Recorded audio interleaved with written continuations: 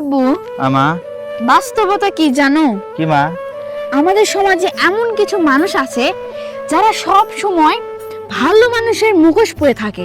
পরিস্থিতি সময় বুঝে তাদের আসল চেহারার মুখোশটা বের হয়ে আসে।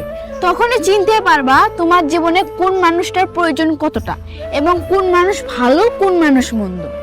আর এটা কিন্তু কোনো বাহিরের মানুষ না, নিজের আত্মীয় স্বজনদের মধ্যেই এমন কিছু মানুষ আছে। কিন্তু শোনো, সব আত্মীয় নয়, বুঝছো? তোমার বিপদে আপদে যে পাশে আসে দাঁড়ায় সে হলো প্রকৃত আত্মীয়।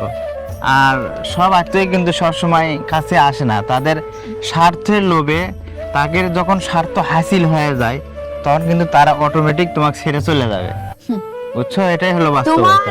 আত্মীয়র সাথে যতই ভালো সম্পর্ক থাকুক না কেন, টাকা ধার দিয়ে দেখো বা টাকা ধার নিয়ে দেখো, তখনই বুঝতে পারবে